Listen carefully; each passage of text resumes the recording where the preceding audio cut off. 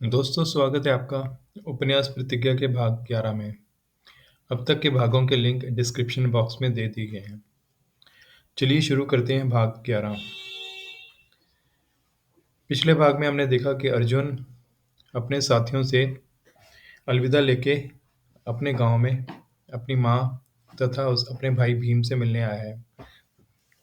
वहाँ पर निर्णय होता है कि उसके छोटे भाई भीम जो 12 वर्ष का है उसे 1 साल के लिए पंडित जी के पास पढ़ने के लिए भेजा जाए ताकि वो हिसाब किताब और बाकी विषय अच्छी तरह सीख पाए।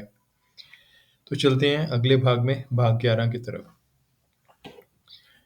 अगली सुबह माँ बेटा जल्दी ही चल पड़े बेला की ओर। लक्ष्मी ने रास्ते के लिए कुछ रोटियां व चार रख लिया। क्या हम चांदनी दीदी से भी मिलने जाएंगे बेला? भीम ने पूछा। नहीं, लक्ष्मी ने उत्तर दिया। चाहे वह भी चांदनी से मिलना चाहती थी, पर वह ये काम पहले निपटाने के पक्ष में थी। जैसे ही वे बेला के नजदीक पहुंचे, भीम को भूख लगी। बेला पहुंचने ही वाले हैं, ये छोटा सा वन पार करके गांव के कुएं पर खाना खाएंगे, लक्ष्मी ने कहा। कुछ और आगे बढ़ने पर उन्हें सहायता की पुकार सुनाई दी। आवाज पेड़ों के पीछे से आ रही थी। आगे एक गड्ढा है, लक्ष्मी ने कहा। शायद कोई राहगीर उसमें गिर गया हो। चलो उसकी सहायता करें। दोनों गड्ढे की ओर दौड़े। पास पहुंचकर उन्होंने देखा कि श्वेत वस्त्र पहने कोई गिरा हुआ है, सहायता के लिए चिल्ला रहा है। भीम ने पास पड़ी एक सूखी बेल उठाई जिससे दोनों ने रस्से की तरह इस्तेमाल करते हुए राहगीर को निकाल लिया।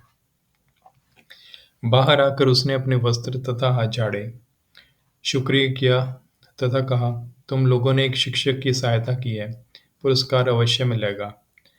फिर पूछा, लड़के क्या नाम है तुम्हारा? जी भीम, भीम ने उत्तर दिया तथा साथ ही अपनी माँ को हल्के से कोनी मारी। जी आप शिक्षक इंद्र शास्त्री हो? लक्ष्मी ने पूछा। हाँ, उसने कहा, मैं ही वह प्रसिद्ध व्यक्ति हूँ। आप गड्ढे में कैसे गिर गए? लक्ष्मी ने दोबारा पूछा। वह यहाँ हुआ ऐसे कि जैसे मेरे बारे में चर्चित है कि मैं एक वैज्ञानिक भी हूँ, खगोल वैज्ञानिक। चांद तारों के बारे में बहुत कुछ जानता हूँ। कल रात मैंने एक तारामंडल के में एक विचित्र घटना देखी। तारों के साथ चलते चलते मैं यहाँ तक आ पहुंचा और तथा संतुलन खोकर गड्ढे में गिर गया। बहुत बुरा हुआ, लक्ष्मी ने कहा, पर आप लोगों ने मेरी सहायता की है, आपको पुरस्कृत किया जाएगा, उसने कहा। यह तो हमारा कर्तव्य था, लक्ष्मी ने कहा। जानता हूँ, आपने पुण्य कमाया है, किंतु मैं तभी आपको इनाम दूंगा अगर तू कहे कि मैं तुम्हारे पुत्र को अपने विश्वविद्यालय में दाखिल कर लेता हूँ। भीम ने लक्ष्मी की ओर देखा। आखिर इसी काम के लिए तो वो आए थे। लक्ष्मी मुस्कुराई। धन्यवाद शास्त्री जी, मेरे पुत्र पर कृपा की है, पर वह आपसे पढ़ नहीं पाएगा, लक्ष्मी ने कहा। क्या कहना चाहती हो? इंद्र शास्त्री ने पूछा। कोई इतना सुनहरी अवसर कैसे गंवा सकता है? मेरी बुद्धि कम है महान क्या था, पर मैं इतना जानती हूँ कि भूमि पर चलते समय आकाश की ओर देखना नहीं चाहिए। उधर देखो जिधर चल रहे हो, नहीं तो उधर पहुंच जाओगे जिधर देख रहे होगे। क्या कहा? शास्त्री ने शास्त्री जी ने गुस्से से पूछा। अगर कुछ ज्यादा कह दिया हो तो क्षमा करना, मेरी बुद्धि कम है, लक्ष्मी ने कहा तथा भीम को इशारे से चलने के लिए कहा। दोनों लौटने लगे अपने गांव की ओर। इंद्र शास्त्री खड़ा उनकी ओर देखता रहा।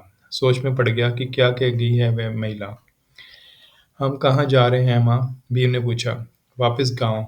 वह सीधा अपने गांव के पंडित जी के विद्यालय की ओर गए। पंडित जी विद्यार्थियों को पढ़ा रहे थे। दोनों ने दूर से प्रणाम किया तथा बाहर खड़े इंतजार करने लगे। कार्य समाप्त कर पंडित जी उनकी ओर आए। मिल आए हो इंद्र शास्त्री जी से? उन्होंने पूछा। जी पंडित जी, वह एक महान शिक्षक विज्ञानी हैं, पर मैं भीम को उनके पास नहीं भेज पाऊंगी, लक्ष्मी बोली। क्यों? पंडित जी ने पूछा। मैं चाहती हूँ कि भीम पहले इस दुनिया के बारे में जाने, बाद में तारों की दुनिया के बारे में। वह पहले भूमि पर अपने खुद के मार्ग की ओर ध्यान दे, ना कि तारों के मार्ग की ओर। पंडित जी मुस्कुराए। मेरी आपके चरणों में प्रार्थना है कि भीम को अपना शिष्य बना लो, उसे जीवन में आगे बढ़ने का मार्गदर्शन करो। पंडित जी ने भीम के सिर पर हाथ फेरा। लक्ष्मी खुश हो गई। उसे लगा कि उसे के पुत्र को स्वीकार कर लिया गया है। कल से इसे विद्यालय भेज देना, कक्षा आरंभ होने के कुछ दिन पहले। इसने वह भी सीखना है जो बाकी विद्यार्थी सीख चुके हैं। तो साथियों, ये था भाग 11 उपन्यास प्रतिज्ञा का। उम्मीद है आपको अब तक की कहानी अच्छी लग रही होगी। अगर आपको कहानी पसंद आ रही है तो लाइक का बटन प्रेस कीजिए, चैनल को सब्सक्राइब कीजिए तथा कहानी के इन अंकों को अपने साथियों के साथ, अपने जानने वाले दोस्तों मित्रों के साथ शेयर कीजिए। तो मिलते हैं अगले वीडियो में कहानी के भाग 12 में। तब तक के लिए अलविदा, अपना ख्याल रखिए।